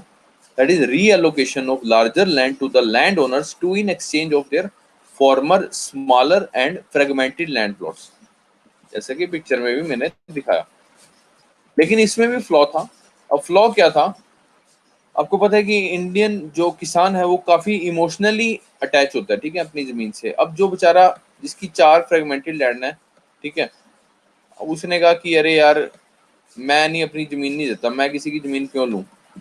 ठीक है ना, उसने कहा कि यार मेरी चारों जो प्लॉट है ये तो ज्यादा फर्टाइल है, अब क्या पता उसका जो प्लॉट है वो फर्टाइल है या नहीं है, मतलब उसके प्रोडक्ट की, उसके सॉरी खेत की प्रोडक्टिविटी ज्यादा है या नहीं है। ठीक है, और जो रिच फार्मर्स थे उन्होंने अपोज किया इस चीज को। ठीक है, जैसे कि देख सकते हो, Indian farmer was emotionally attach to their land. आपके घर के पास भी किसान होंगे, आपने देखा होगा कि वो काफी इमोशनली अटैच होते हैं कि ये हमारी जमीन है, हम नहीं देते किसी को, इवन कि हम एक्सचेंज भी नहीं करते, है ना। So they are not willing to apart from his land.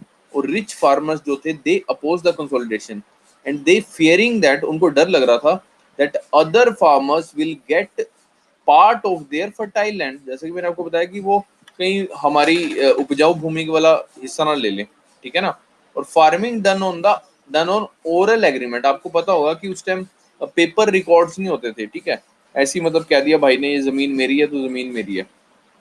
ठीक है ना, और चौथी चीज क्या थी, price determination was difficult. No land survey, उसमें कोई लैंड सर्वे नहीं होता था और ना ही कोई पेपर रिकॉर्ड था। मतलब आप कैसे पता लगा सकते हो कि इसकी ज्यादा फर्टाइल है या उसकी ज्यादा फर्टाइल है, क्योंकि जब सर्वे ही नहीं हो रहा था उस टाइम। ठीक है ना, अब आपके पास सपोज 4 फ्रेगमेंटेड प्लॉट्स हैं, मेरे पास एक बड़ा प्लॉट है, ठीक है, 1 एकड़ का। आपने मेरे को कहा कि सर अब आपकी लैंड की फर्टिलिटी कितनी है, मैं कहूंगा यार मेरी लैंड का तो सर्वे ही नहीं हुआ पड़ा, नहीं मेरे पास पेपर रिकॉर्ड्स है, तो आप कहोगे कि फिर हम क्यों अपनी चारों छोटे छोटे दें, हमारी तो ज्यादा फर्टाइल है। ठीक है ना, so this was the basic flaw. There was no land surveys at that time and there was no such paper records. Okay, and at that time, उस टाइम पे revenue official was inefficient plus corrupt. Corrupt तो अभी भी हैं, but at that time was very corrupt and they were also not skilled. ठीक है ना, तो this was the basic flaws of the fourth land reform. I hope you got the meaning, इसका मतलब समझ आया। व्हाट वाज द फ्लॉज, दोबारा से एक बार रिपीट करता हूँ। Indian farmers was emotionally attached to their land and they were not willing to apart from his land. वो अपनी जमीन से, अपनी माँ से अलग नहीं होना चाहते। आपको पता है, अपनी माँ बोलते हैं जमीन को। Okay, and rich farmers oppose the consolidation. ठीक है, ये मैं देख रहा हूँ काफी स्टूडेंट ऑफलाइन हो गए हैं, 66 हो गए हैं, 86 थे। कोई मीटिंग वगैरह है, कोई बच्चे, जो बच्चे चले गए हैं उनको बता देना कि क्या कहते हैं, ये रिकॉर्ड है ना, ये जो पूरा आपकी अटेंडेंस का रिकॉर्ड है, ये जाएगा मैनेजमेंट के पास। ठीक है, उनको बता देना कि जो भी क्लास मतलब ऐसे बंक करेगा, क्योंकि इसमें रिकॉर्ड आता है पूरा, आपको पता हो अगर। ठीक है ना, तो उनको बता देना एक बारी प्लीज कि जो बच्चे बीच में से क्लास इन बिटवीन चले जाते हैं तो वहाँ जाएगी और आपको इसमें से रिमूव कर दिया जाएगा, आपको ग्रुप में से, और इवन की क्लास भी फर्दर अटेंड करने का मौका नहीं मिलेगा। कनेक्शन प्रॉब्लम हो रही है, तो अभी मैसेज कैसे किया आपने?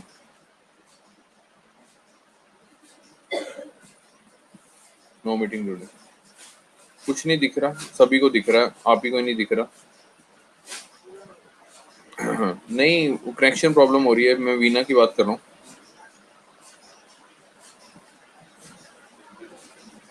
हाँ तो रिकनेक्ट करो, वो तो ठीक है, लेकिन 20 बच्चे एकदम से सभी को,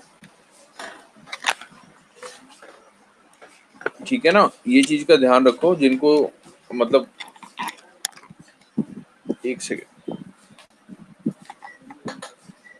क्योंकि ऐसा ना हो कि तुम मेरे को बाद में कहो कि सर हमने तो क्लास लगाई थी, ये है वो है, हमारा नाम क्यों रिमूव कर दिया, फिर बाद में टीचर से रिक्वेस्ट करो कि हमें दोबारा से क्लासेस, सर यूट्यूब पर जो विजिट करते हैं वो भी इंक्लूड होता है अटेंडेंस में, नहीं उनका नहीं होता, जो क्लिक मीटिंग पे कर रहे हैं उनका नाम इंक्लूड होता है, वो तो फिर आप जब अपने क्या बोलेंगे उसको, जब अपनी एक्सप्लेनेशन दोगे कि आप क्यों नहीं क्लास में आए, तब आप उनको एक्सप्लेन कर सकते हो कि हमने यूट्यूब पर देख लिया है जैसे भी, ठीक है ना। अभी देखो जैसे मैंने बोला कि साथ ही स्ट्रेंथ इंक्रीज होगी, 69 होगी, ठीक है, तो प्लीज उन्हें बता देना, ये मेरी रिस्पॉन्सिबिलिटी नहीं है बाद में बताना, ओके। भानु को सर बताया ही नहीं और हम निकाल दिए गए हैं ग्रुप में से, अब हमें ऐड करो, ये है वो है। एक बच्चे का आया था मेरे पास मैसेज, सर आप मेरे को ग्रुप में ऐड कर दो, हालांकि मैं तो एडमिन ही नहीं हूँ किसी ग्रुप का, बट स्टिल।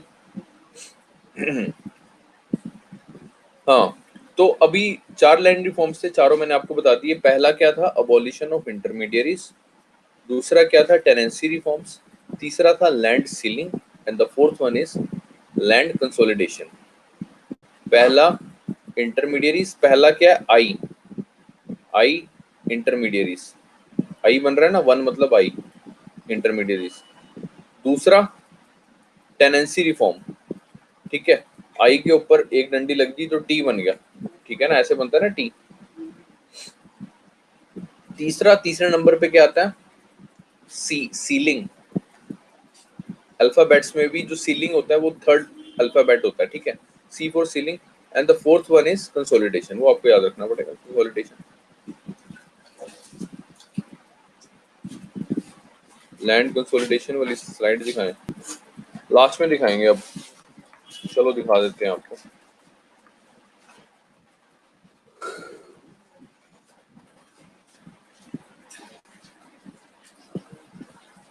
तो अभी हम फ्लॉज पढ़ेंगे कि लैंड रिफॉर्म्स में फ्लॉज क्या थे, यानी कमियां क्या थी, वो डिस्कस करेंगे।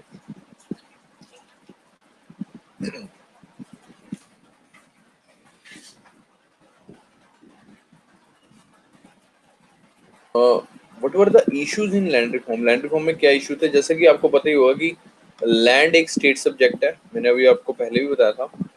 Union that is centre can only frame the policies and release funds, सिर्फ पॉलिसीज फ्रेम कर सकती है और फंड्स रिलीज कर सकती है, बट लेकिन implementation rest in the hand of the state government. But जो इम्प्लीमेंटेशन है वो कौन करवाएगी, स्टेट गवर्नमेंट करवाएगी, ठीक है। Some states are quick in legislation, कुछ जो स्टेट्स थी उन्होंने जल्दी से जल्दी कानून पास करवाए, but some were slower in approach, okay. Defective surveys, आपको बताया था उस टाइम लैंड सर्वेस वगैरह इतने प्रॉपर तरीके से नहीं लिए जाते थे, and there was oral agreement at that time, ऐसे बोल दिया तो हो गया, not on paper, no paper records, land administration was difficult in northeastern states, ठीक है, because there was no record of plots allocated to the individuals as they lived in the ethnic communities, ठीक है, जो tribal people थे उनके तो कोई record ही नहीं है, ठीक है ना, कि क्या किसको कितना दिया गया है, किसको प्लॉट अलॉट किए गए हैं, ठीक है। तो land administration was quite difficult in the north eastern states, okay. उसके बाद लैंड रिवेन्यू एडमिनिस्ट्रेशन थी अंडर नॉन प्लान एक्सपेंडिचर, जैसे कि मैंने आपको बताया था कि पहले प्लानिंग कमीशन होती थी, वो दो तरह के प्लान बनाती थी, एक तो होता था प्लान एक्सपेंडिचर और एक होता था नॉन प्लान एक्सपेंडिचर, मतलब जो प्लान्ड नहीं होता था उसको नॉन प्लान में डाल देते थे, ठीक है। आपको जब बजट कराएंगे उसके बीच में बताया जाएगा, एक होता है प्लान एक्सपेंडिचर, एक होता है नॉन प्लान एक्सपेंडिचर। नाम से क्लियर है ना, जो प्लान है ना उसको नॉन प्लान एक्सपेंडिचर, एनपीई बोले तो non plan. Land revenue administration under non plan expenditure therefore not gate budgetary allocation, यानी कि बजट में भी उसको एलोकेट नहीं किया जाता था पैसा लैंड एडमिनिस्ट्रेशन को बेसिकली। इस वजह से सर्वे ही नहीं होते थे, इस वजह से प्रॉपर पेपर रिकॉर्ड्स नहीं बनते थे, और लैंड माफिया और रिच फार्मर्स जो थे they get the things by paying bribes, यानी घूस पैसे देके काम करवा लिया। Okay, and exploitation of zamindars, landlords और forest contractors which led to the LWE। LWE बोले तो कोई बताएगा इसका मतलब? LWE का मतलब क्या? फुल इज्जत होगी, है कोई?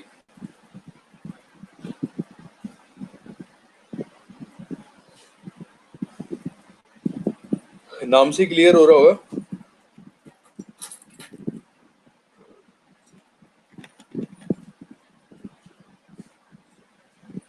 ना। यार आप किसी का शोषण कर रहे हो, ठीक है, उससे क्या क्या होगा? सपोज सपोज करो आपका रोज शोषण हो रहा है, आपको रोज मार पड़ रही है, आप आप क्या बन जाओगे एक दिन? जैसे ही मैंने बोला ना कि आप सभी की अटेंडेंस लगेगी, 74 बच्चे हो गए, 65 से 74 हो गया, आप क्या बन जाओगी?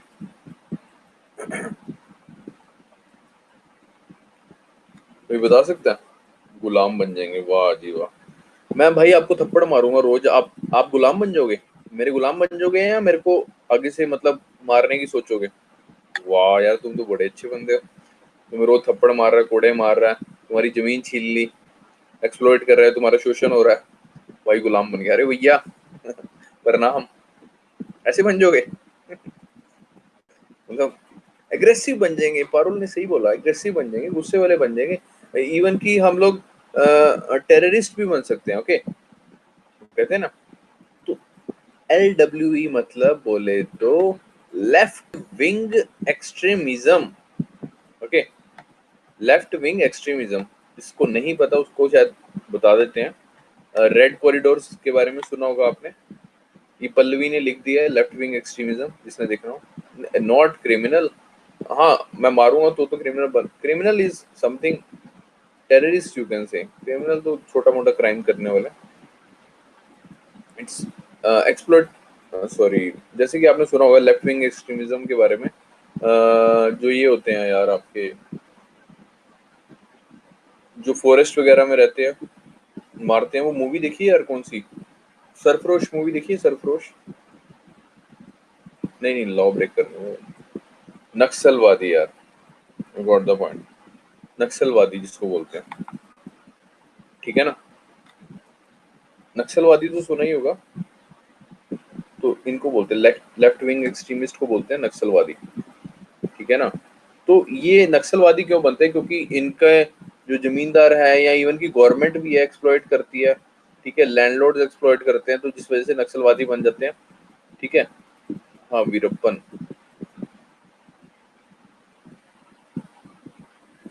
सो दे गेट, आपने, आपका ये छोटा सा होमवर्क है, आपको लेफ्ट विंग एक्सट्रीमिज्म के बारे में पढ़ना है। हमारे इंडिया में कहाँ कहाँ पे रेड कॉरिडोर्स हैं? रेड कॉरिडोर्स उनको बोलते हैं जहाँ पे नक्सलवादी पाए जाते हैं। ये अभी मोदी गवर्नमेंट आने के बाद ये नक्सलवादी, ये जो रेड कॉरिडोर्स हैं काफी सही हो चुके हैं, गवर्नमेंट इससे बात कर रही है, ठीक है। आपके सिक्योरिटी के पेपर में ये आएगा लेफ्ट विंग एक्सट्रीमिज्म के बारे में, कि हमारे देश में लेफ्ट विंग एक्सट्रीमिज्म को कैसे टैकल कर रही है गवर्नमेंट, ठीक है ना। तो इसके बारे में आपने पढ़ना। तो ये सारे इश्यूज थे आपके लैंड रिफॉर्म में। अब बताओ इसमें कोई डाउट हो? अब बताओ कोई डाउट हो तो। हाँ उसी side, north east side basically. इसमें कोई डाउट हो? झारखंड में भी।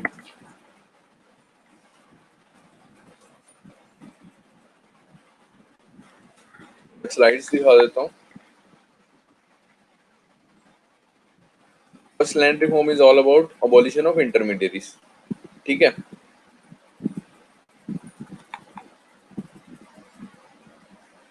वो जम्मू कश्मीर में लेफ्ट विंग एक्सट्रीमिज्म नहीं है, वो टेररिज्म है, ओके, या एंटी नेशनलिज्म है।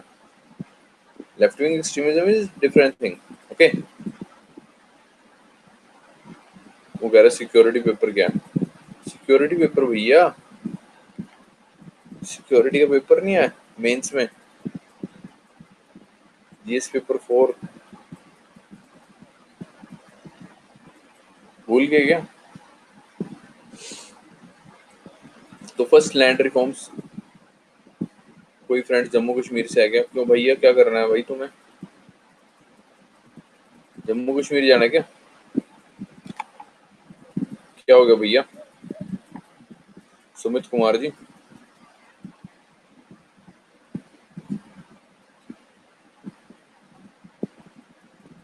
सर ये फर्स्ट स्लाइड है। हाँ जी जी, फर्स्ट स्लाइड है सर, मैं जम्मू से हूँ। अच्छा, तो फिर क्या करना है मतलब?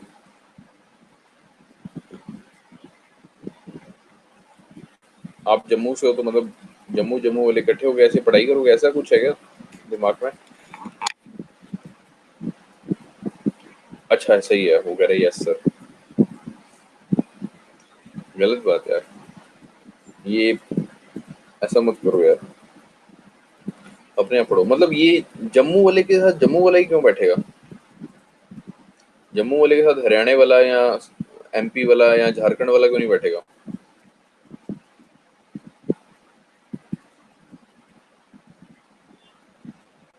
ठीक है ना, तो ऐसा भेदभाव मत करो। ये तो तुम वो वाली वो मूवी देखी है, वो चक दे इंडिया में, लाइन में खड़ी होती हैं लड़कियां, तो शाहरुख खान इंटरव्यू ले रहा होता है कि आप कौन सी स्टेट से हो, आप कहाँ से हो? वो एक कहती है मैं हरियाणा से हूँ, मैं फलानी जगह से हूँ, तो एक बोलती है कि मैं इंडिया से हूँ।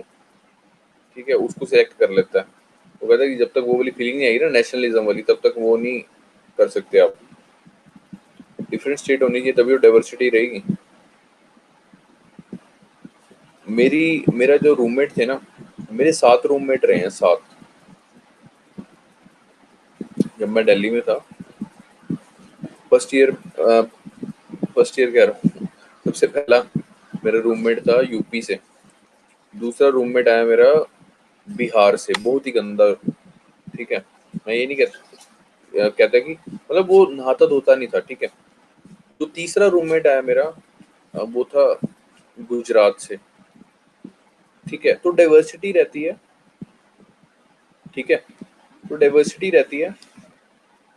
इससे क्या होता है कि थोड़ा सा आपको हर एक के कल्चर के बारे में, हर एक के स्टेट के बारे में जानने का वो मिलता है, अनुभव मिलता है, ओके। तो जरूरी नहीं है कि हाँ, यूनिटी इन डाइवर्सिटी, तो जरूरी नहीं है कि आप पर्टिकुलर स्टेट का अपना रूममेट ढूंढें या कोई साथी ढूंढें।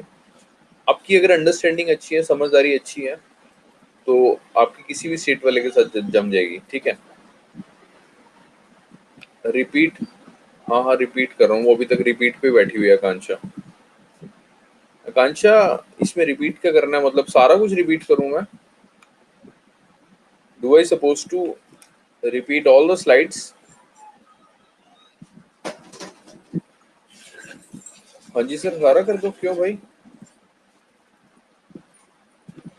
फिर मैं तो पाकिस्तानी के साथ भी रहा हूँ, तो अच्छी बात है भैया, इंडिया पाकिस्तान रिलेशन बढ़ाओ आप। No sir, last slide repeat, okay. वो जो बच्ची कह रही है ना सारा रिपीट करने के लिए, उसे कहो बेटा सारा रिपीट करने के लिए ना गला दर्द होता है। ठीक है, तो एक ही बारी में कानों के पर्दे खोल के बैठे और दिमाग की खिड़कियां खोल के बैठे, ओके। आप लेट थी, मैं तो नहीं लेट था ना।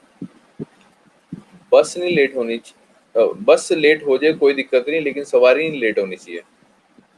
ठीक है ना, तो it's your fault, but I will repeat very short in a very short manner, just try to grasp.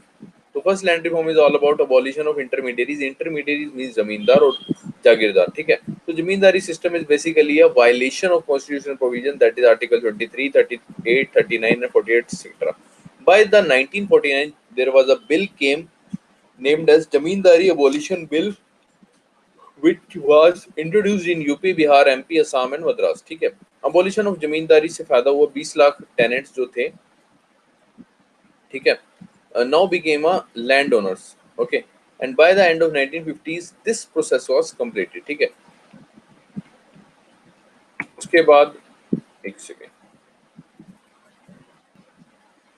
ये सॉन्ग बताया था, क्लॉज क्या थी लैंड फर्स्ट लैंड रिफॉर्म में, मेन जो थी वो पर्सनल कल्टीवेशन का क्लॉज था। ठीक है, this clause was loosely defined, इसका मतलब क्या था, limit of land was not sorry, there was no limit on the size of land. ठीक है, मतलब कि कोई लिमिट नहीं थी कि पर्सनल कल्टीवेशन के लिए कितनी लिमिट होनी चाहिए। ठीक है, और जो सी बाकी स्टेट्स थी उन्होंने भी क्या किया कि वो बढ़ा दी, क्या कहते हैं, सॉरी क्या बोल रहा था यार मैंने थर्ड और सेकंड मिक्स कर दिया, फर्स्ट मिक्स कर दिया। पर्सनल कल्टीवेशन मतलब कि ये मैंने अपना खेत है कि इसमें मैं मतलब जितनी भी मर्जी क्रॉप्स उगा सकूं। ठीक है, तो इसमें क्या कहते हैं लिमिट नहीं फिक्स की गई थी कि पर्सनल कल्टीवेशन में आप कितनी भी क्या कहते हैं मतलब अपने घर के लिए कितनी भी लैंड ले सकते हो। ठीक है, लिमिट कोई फिक्स नहीं थी, there was no limit on the size of land. ठीक है, तो ये बेसिक फ्लॉ था फर्स्ट लैंड रिफॉर्म में। Second land reform is did not sorry first land reform did not bring much relief to these people. Second land reform is all about tenancy reform. Tenancy word मैंने बताया था, tenancy word लिया गया है tenure, tenure से, मतलब जो किसान जो टेनेंट पर्टिकुलर टेन्योर के लिए काम करते हैं उसको टेनेंट बोलते हैं। ठीक है, तो tenancy reform is all about tenants. ठीक है, उनकी इसके ऑब्जेक्टिव क्या थे, to guarantee the security of tenure to the tenants who had cultivated piece of land continuously for a fixed number of year. Okay, the second thing is reduction of rents paid by the tenants to a fair level. ठीक है, the third objective is tenant also gain right to acquire ownership of land. ठीक है, just hold for a second.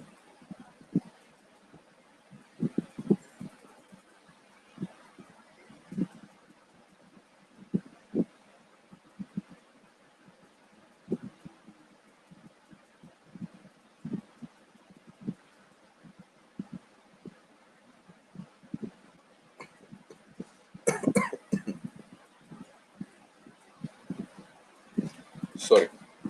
तो I hope you got this point कि security of tenure और दूसरा reduction of rents, the third one is tenant also gain the right to acquire ownership of land. ठीक है, operation Barga भी चलाया गया। Operation Barga, Barga word लिया गया बेसिकली ये क्योंकि जब सेकंड लैंड रिफॉर्म हो रहे थे ना, तो उस टाइम सेकंड लैंड रिफॉर्म में ये शेयर क्रॉपर वर्ड डिफाइन नहीं था।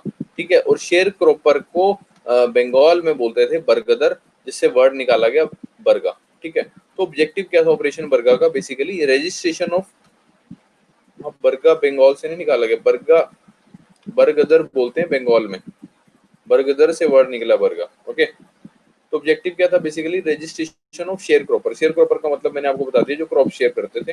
ठीक है, उनको शेयर क्रॉपर बोलते हैं। इसका ऑब्जेक्टिव है to ensure their legal rights of their of permanent occupancy. 50% of sharecroppers got the occupancy rights. There was a similar operation in Kerala also. Okay. Operation Bargadar के flaws क्या थे? The first one is politically unviable and ethnically indefensible. ठीक है, because sir class खत्म है अभी? नहीं नहीं, अभी चल रही है भाई। कहाँ क्लास खत्म है? क्लास चल तो रही है। आपको जाना है तो जा सकते हो। Second one is land man ratio in Bengal. इसका मतलब भी मैंने आपको बताया था कि अगर एक खेत के ऊपर दो या दो से अधिक क्या कहते हैं किसान उस पर खेती कर रहे हैं, ठीक है, तो सभी कहेंगे कि हमें टेनेंसी राइट्स मिले। ठीक है, लेकिन अगर हम एक को टेनेंसी राइट्स देंगे तो जिससे क्या होगा, दूसरे और तीसरे को हम निकाल दे रहे हैं। ठीक है ना, तो ये बेसिक फ्लॉ था। तीसरा land reform is all about land ceiling की, यानी कि maximum size of land holding should be fix. ठीक है, इसमें फिक्स कर दिया गया। ठीक है, अब लेकिन इसका कारण क्या था, फ्लॉ क्या था, मतलब फेल होने का कारण क्या था कि more than 70% of land holding वो 5 एकड़ से अंदर थी। ठीक है, लेकिन हर स्टेट ने जो लैंड होल्डिंग का साइज था वो ज्यादा कर रखा था। जैसे कि पंजाब में 30 से 60 एकड़ कर रखा था, असम में 50 एकड़। That is ceiling fixed on the existing land holding by various states were very high. ठीक है, and large number of exemptions permitted कि टी जो उगा रहे हैं उनको भी एग्जाम्प्ट किया जाए, coffee, rubber, cattle breeding etcetera, ठीक है। And there was also a long delay in bringing ceiling legislation which defeated its purpose. उसके बाद हमने पढ़ी Bhoodan movement, very clear from it's name, भूदान मतलब भूमिदान, started by the Vinoba Bhave, organised by the Sarvodaya समाज। Okay, objective क्या था, लैंड रिडिस्ट्रीब्यूट करनी है, कितनी 1/6 करनी है, यानी दान देनी है बेसिकली, किसको देनी है, लैंडलेस को देनी है। टारगेट क्या था, 50 मिलियन एकड़। Jayaprakash Narayan was also participated. कहाँ पे हुआ था स्टार्ट, उड़ीसा में हुआ था स्टार्ट, और उड़ीसा में ही सबसे ज्यादा सक्सेसफुल रहा, बट ये फेल हो गया था because it fail to build a active large scale movement नहीं बना पाया। ओके, उसके बाद आया sir fourth land reform is all about land consolidation. Land consolidate करनी है, यानी जो फ्रेगमेंटेड लैंड है उसको एक जगह कंसोलिडेट करना है, ठीक है। वो कैसे, जिसके पास 4 फ्रेगमेंटेड टुकड़े हैं उसको जिसके पास बड़ा टुकड़ा है उससे एक्सचेंज करवा देंगे, ठीक है। एम क्या होगा, to improve the rural livelihood rather than only boost agriculture productivity. दो स्टेट ने बढ़िया किया लैंड कंसोलिडेशन में, एक हरियाणा ने और दूसरा पंजाब ने।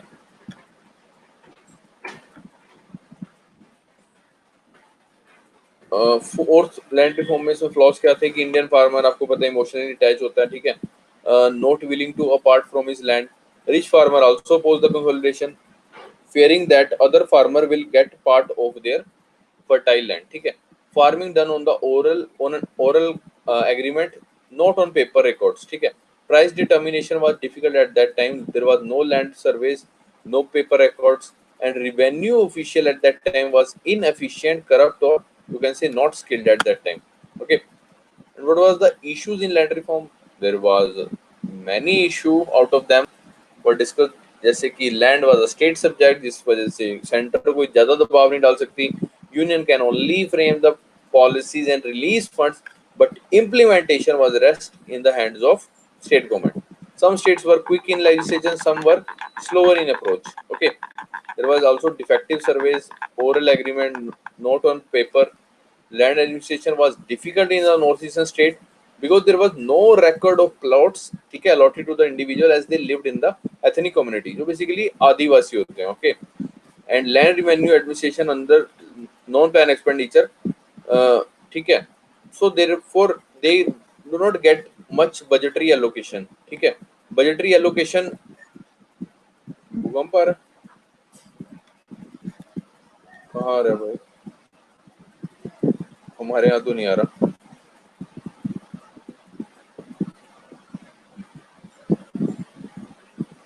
क्या यार बवाल करते हो। अच्छा, ये अब हिल रही है क्या स्क्रीन, अभी हिल रही है, अभी हिल रही है स्क्रीन। अच्छा अच्छा, अरे मैंने हिलाई थी यार।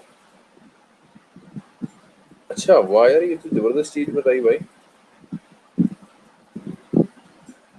अच्छा अच्छा अच्छा, ऐसे हिल रहा होगा ना, ठीक है ठीक है ठीक है ठीक है। Land administration was difficult in North Indian state. There was no record of plotted allotted to the individual as they lived in the ethnic communities. ठीक है, नॉन प्लान एक्सपेंडिचर के अंदर आता था सारा लैंड रेवेन्यू एडमिनिस्ट्रेशन, तो budgetary allocation नहीं मिल पाती थी। बजट एलोकेशन किसको मिल पाती है, सिर्फ प्लान एक्सपेंडिचर, जो प्लान है ऑलरेडी उसको मिल पाएगी ना, नॉन प्लान को क्या मिल पाएगी, ठीक है। एक्सप्लोटेशन बाय जमींदार, लैंडलॉर्ड्स, फॉरेस्ट कंट्रैक्टर्स, जिसकी वजह से लेफ्ट विंग एक्सट्रीमिज्म बढ़ा, जो कि मैंने आपको होमवर्क दिया है कि लेफ्ट विंग एक्सट्रीमिज्म के बारे में आपने R&D करनी है, ठीक है, उसके बारे में नोट्स बनाने हैं और मेरे को बताना है, और सभी ने मेरे को क्या कहते हैं व्हाट्सएप भी करना है नोट्स बना के। ओके, इसमें कोई डाउट हो, अभी कोई डाउट है, आकांक्षा कोई डाउट है, आकांक्षा थी ना जिसने पूछा था।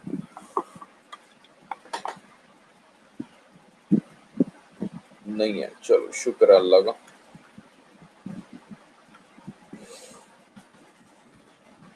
तो अभी थोड़ा सा और पढ़ा देते हैं, वो लास्ट में ज्योग्राफी का पॉइंट भी रह गया था। ज्योग्राफी में हम लोग क्या कर रहे थे, क्या कर रहे थे लास्ट क्लास में, वेजिटेशन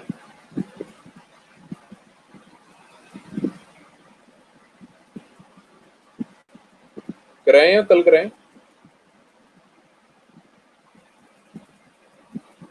we